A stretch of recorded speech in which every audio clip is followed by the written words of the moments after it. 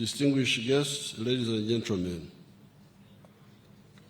in fulfillment of the constitutional requirement under Article 101, Clause 1 of the Constitution of the Republic of Uganda, I am here to deliver the State of the Nation Address 2025. Fellow countrymen, countrywomen, and especially the Bazukulu, abantu abo, I applaud you all for positively utilizing the peace and tranquility prevailing across the country and the improved physical infrastructure to improve your personal lives, your families, and your communities. Since the last State of the Nation address, a number of people have unfortunately departed from this earth. They include His Holiness the Pope, late Pope Francis, the late Honorable Major John Kazola, former Member of Parliament of Kashari, the late Honorable Sarah Mateke Nyirabashitsi, the former Minister of State for Defense, the late Honorable Muhammad Segirinya, the former Member of Parliament for Kawempe North, the late Honorable Dr. Yeko Chisa, the former Member of Parliament for Queen County, the late Honorable Babadiri Margaret, the former woman Member of Parliament for Koboko District, the late Honorable Margaret Komhanji, the former woman Member of Parliament for Nakasongora District, the late Honorable Cicely Ignatius, the former Member of Parliament for Buyaga County East, the late Honorable Frank Nabuiso, the former Member of Parliament for Kagoma County, and many other Ugandans who have succumbed to accidents, illnesses, etc. I request that we rise up and observe a moment of silence in the memory of those that have passed on.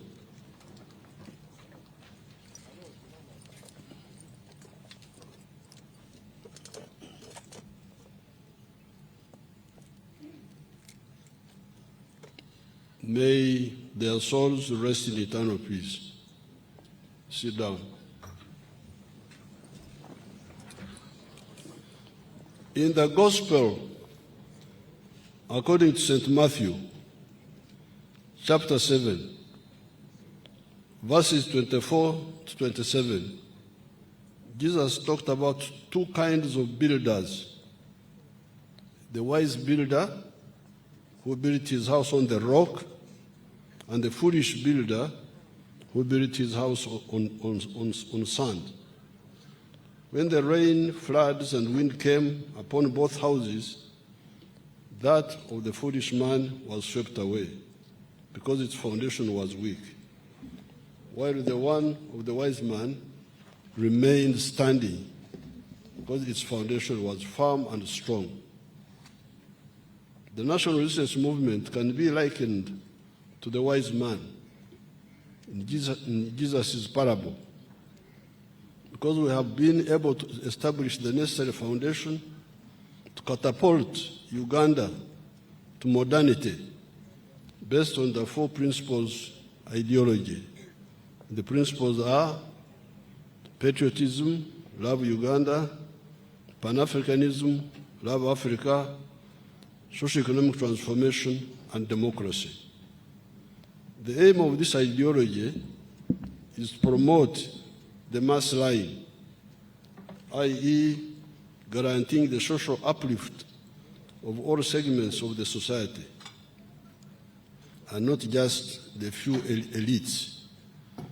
The mass line programs such as UPE and UPE's Universal Primary Education and Universal Secondary Education, the mass immunization campaigns, the wealth creation funds, e.g. Operation Wealth Creation,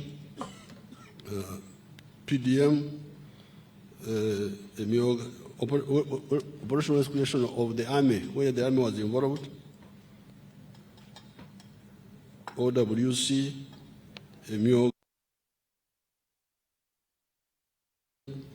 etc., have led to significant improvements in the quality of life in Uganda. Life expectancy in Uganda is now 63 years compared to 45 years in 1986. This means that Ugandans are now living longer. In 1986, Uganda's population was only 14 million. The National Population Housing Census conducted last year showed that Uganda's population is now 46 million people. The literacy rate has also improved from 43% in 1986 to 80% now. In 1986, more than 90% of the population was trapped in subsistence farming.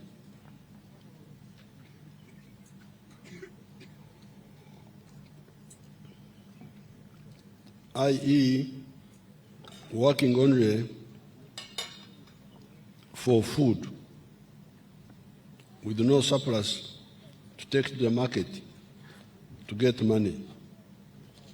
There has been a significant reduction in the percentage of households in subsistence agriculture. They are now 33%.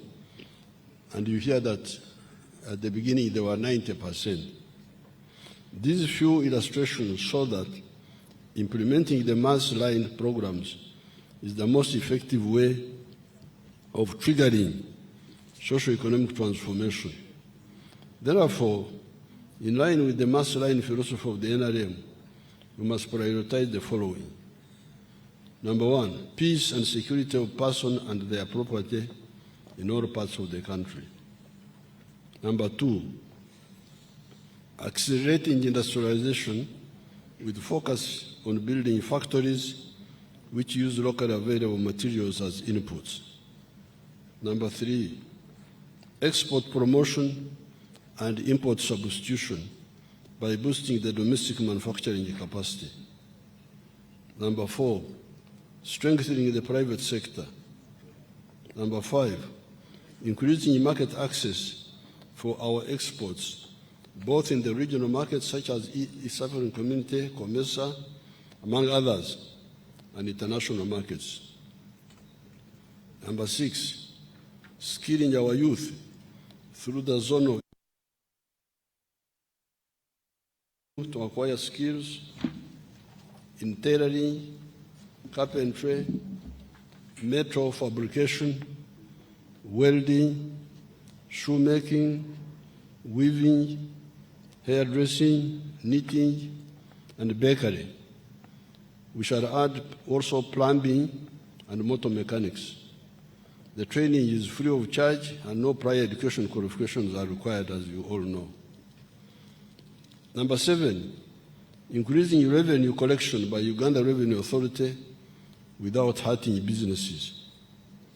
Number eight, expenditure rationalization by restructuring the government. And I thank the Parliament here, as you heard the Speaker was listing those bills which you passed, which enabled this rationalization to take place. Fighting corruption, number 9.